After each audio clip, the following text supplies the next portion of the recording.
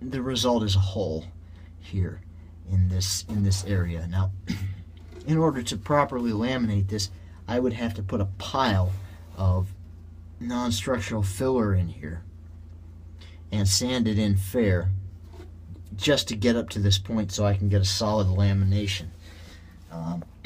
Again, these two areas were not even bonded together, and this greatly compromises the rigidity of the outer layers of hull in the keel area.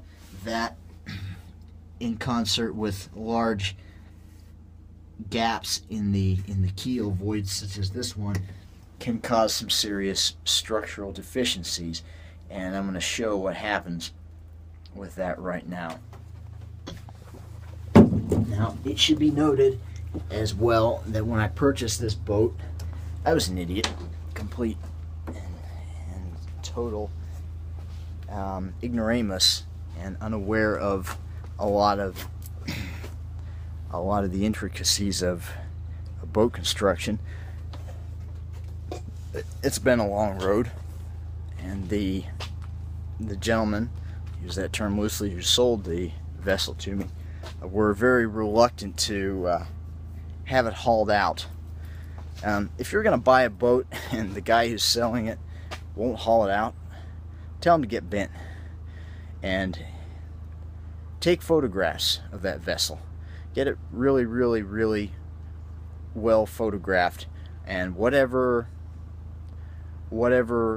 publication he is advertising through, make an effort to notify the editors and let them know that this individual is attempting to sell something untruthfully, because in the end, if people are buying boats that can have structural failures like this, they're putting their own lives at risk. You're literally playing Russian roulette, and that there's no just cause for that. No amount of money in the world is worth it. To get away from the whole philosophical end of this, I'm going to back off here for a minute and show you a section of the hull here. Looking at this thing from the bottom. Now, it is a bit difficult to see from this angle, but if we look down along the side here, you can see a significant bulge in the hull at this point, right about where I'm pointing there, above my pile of work clothes, and in exclamation here, I've made a note of that. But what I really want to point out is a flat spot right here along the keel, and this area has an imprint from barnacle accumulation. You can see this perimeter of gray calcified buildup from where this thing sat when it was being painted in the past, when the bottom was being anti-fouled and this thing was sitting on this hull with a point load, rather significant point load on top this area. This is a very, very flattened out area in comparison to the more V-like shape that we see behind and in front of it. So again, it's a bit difficult to tell from this perspective, but being in front of it firsthand, it's pretty obvious to see that this area has flattened out. After having a look at this and doing some serious thinking, I remembered the last owner mentioning that for a time he kept this thing in shallow water, and every time the tide would go down, it would sit on the mud. This repetitive loading and unloading, point loading, I should say, at this spot, the lower point on the keel, caused this hull to buckle, and that pressure from the whole weight of this boat, which is about 4.5 tons, completely stripped. Absolutely nothing in the bilges, nothing in the compartments absolutely stripped. Very, very little hardware. 4.5 tons. I found out later that this high-tech looking mast over here weighs around a half ton in itself. So buyer beware of that as well. Your high-tech looking composite mast could actually turn out to weigh way, way, way more than a comparable aluminum mast. Not that those are great.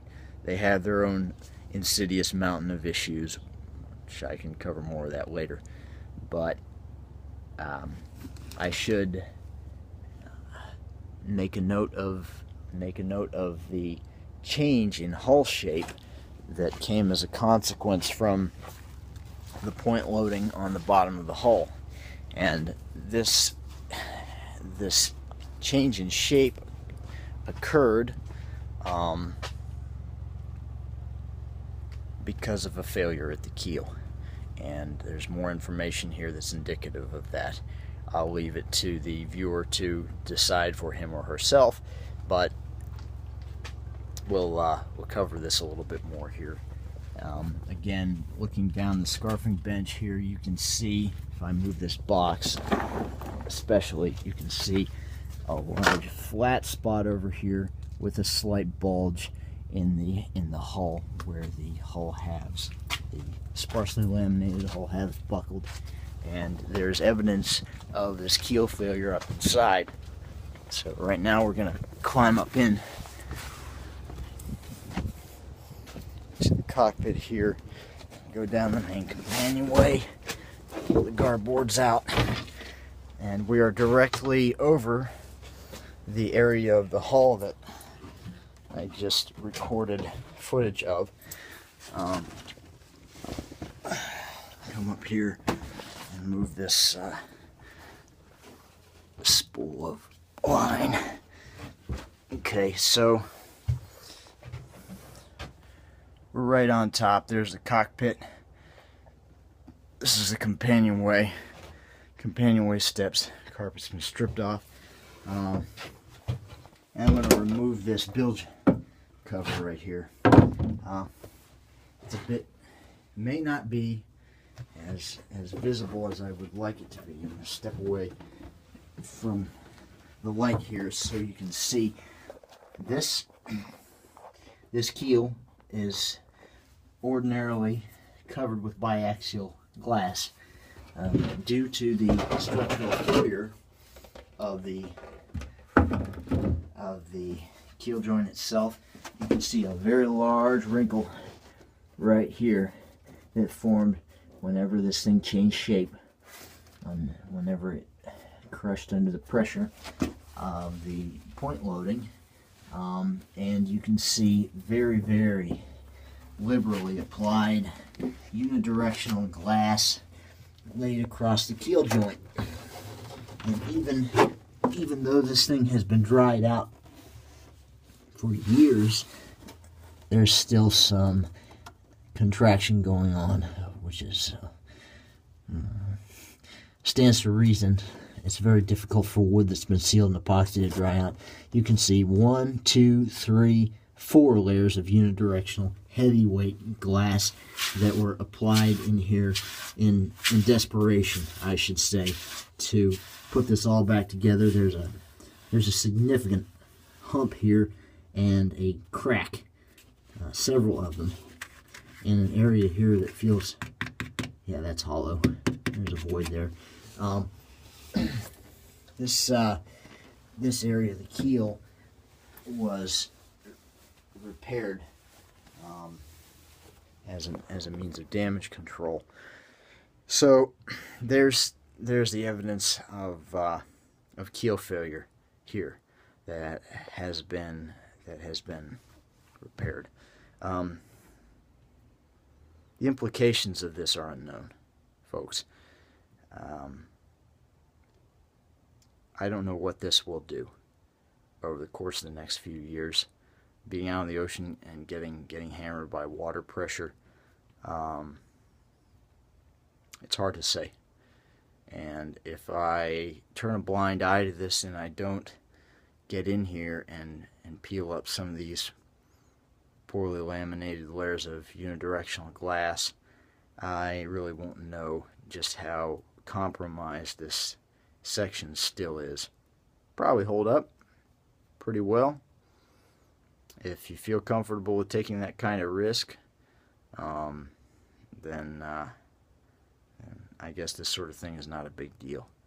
I suppose sailing coastally, it really wouldn't be, as long as you're within an eye shot of land and a tow. But if you're going offshore, this is not acceptable. All right, so that's the end of my rant for today. I hope this has been informative. And again, I don't mean to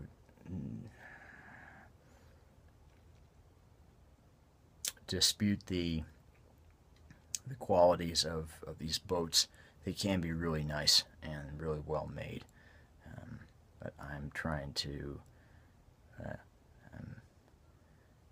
make an example of an example. So that's all I have for now, folks. I hope this has been helpful and at least somewhat informative. Fair winds.